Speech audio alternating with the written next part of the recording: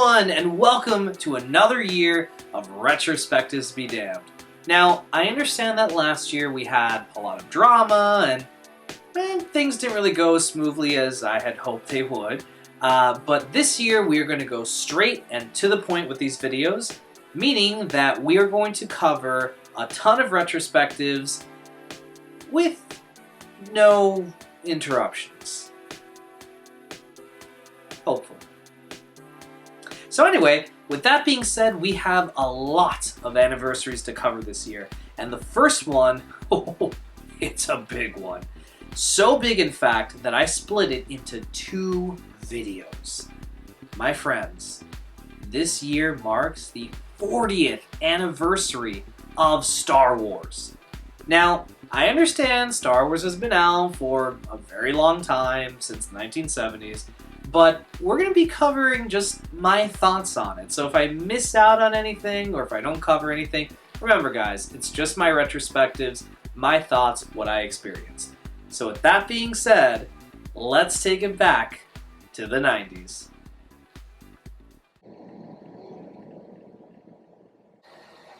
Huh.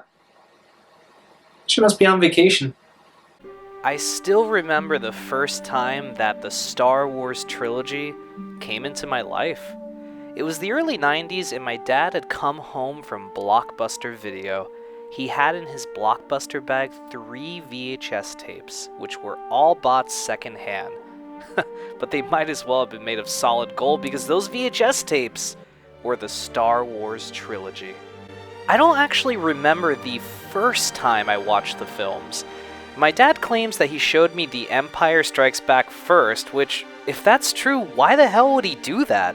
That's like eating the main course first, and then serving the bread. What I do remember, though, was obsessively watching these 3 movies so much, and not much has changed. I would watch the Star Wars trilogy any time I had a chance. I still remember eating breakfast and watching the ending to Return of the Jedi before I went to school, because I wanted to finish up a trilogy viewing I had started the day before. I remember being very interested and curious about that scene when Luke takes off Darth Vader's helmet to reveal an old and scarred Anakin Skywalker. That scene left an impression on me. It was the scene that made Darth Vader my favorite character, since I knew there was more to this man than we knew. And he had a mystery about his backstory that, at the time, we knew nothing about. As time passed, Star Wars became a natural thing in my life. Eating, breathing, Star Wars. I'd watch the trilogy multiple times a year, but surprisingly I had no toys related to Star Wars.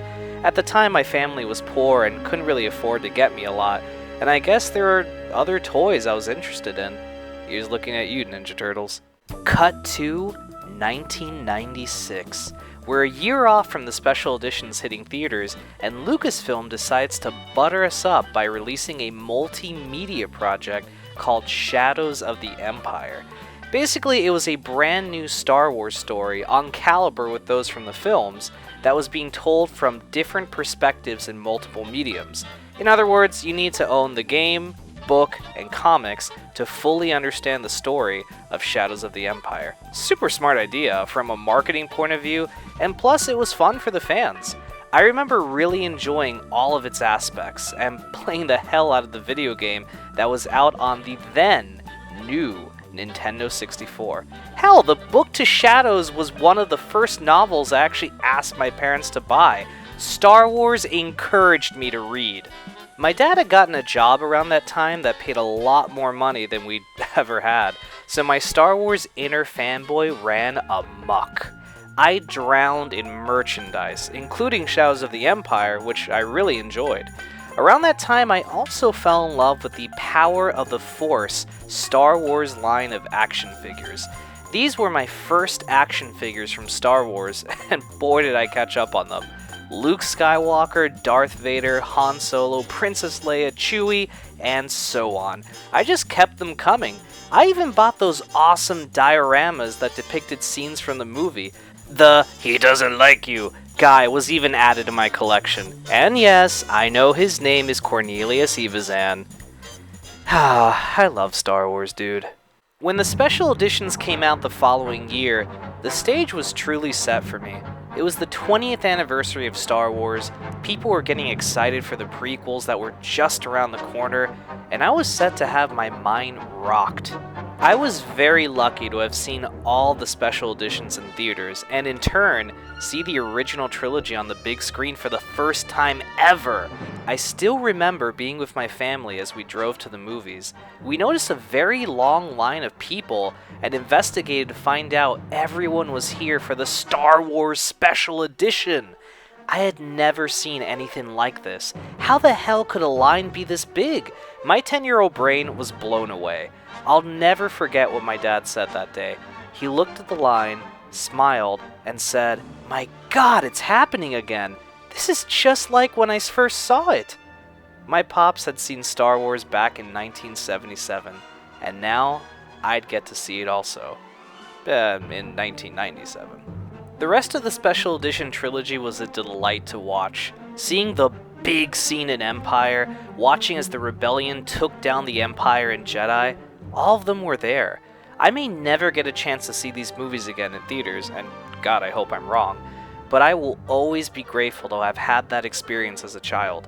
For all the shit the special editions get, I had a hell of a time watching them in theaters. So by that point, the hype for the prequels was ridiculous. I mean, I remember when I eventually saw the film, there was a news crew there to film people's reactions as they left the theater. It was fucking nuts, probably more so than the hype behind The Force Awakens. Prior to the movie coming out, I was visiting various Star Wars forums, shoutouts to theforce.net, talking to my friends and family about The Phantom Menace, self-speculating what would happen based off of rumors. I mean, I was really into it. My dad and I both skipped work and school to go see The Phantom Menace on opening day at around 9 a.m. We got there early enough for me to suck a few quarters into my favorite arcade game, Star Wars Trilogy Arcade, the 1998 one. Finally, my dad and I sat down and waited. I saw something I had never seen before. The trailer started with an announcement saying, "Before your featured presentation, Fox would like to show you a brief preview of several movies to be released." Then they showed 30-second, really hyper-abbreviated versions of big-name movies, like Titan AE, The Beach, and so on. I was floored. They were really reassuring us that this was going to go by quickly so that our movie could start earlier? I have yet to see something like this happen again. It was fucking nuts in the best way. Finally, the movie started. The familiar intro, and then Star Wars. I still remember seeing the opening crawl and thinking that it was so familiar, since all Star Wars movies had opened this way, but then I saw Episode 1. That made it so real. I had a new movie to watch when I would see the trilogy, which wasn't even a trilogy anymore. My initial thoughts on the movie were positive. Granted, I was 12 years old at the time, but I left the theater loving it. It was silly, yes, but I also acknowledged that it was the first part of a trilogy. Lucas at the time had said that the first movie was a kid's movie, the second a love story, and the last a tragedy. So I felt patient enough to see the rest of the trilogy. I was bummed out that Darth Maul was killed. I thought he was going to become the new Vader of the prequels, but instead was a one-off villain.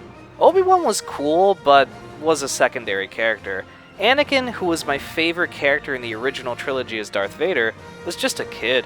Even though I was a kid myself, I didn't really connect with him and thought, well, in the next movie he'll be older and will probably use a lightsaber. Basically, I was okay with the movie and my experience behind it. It and the special editions have become subject to intense ridicule that goes on to this day, and I understand why people feel this way. I've been the strongest supporter of the prequels for the longest of times, and still appreciate the movies for what they are. But once The Force Awakens came out, well, I knew my heart belonged to another film trilogy.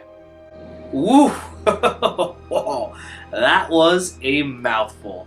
But it's not over yet, my friends. Tune in next episode where I'll be covering the rest of the prequels, the Clone Wars TV series, The Force Awakens, and much, much more.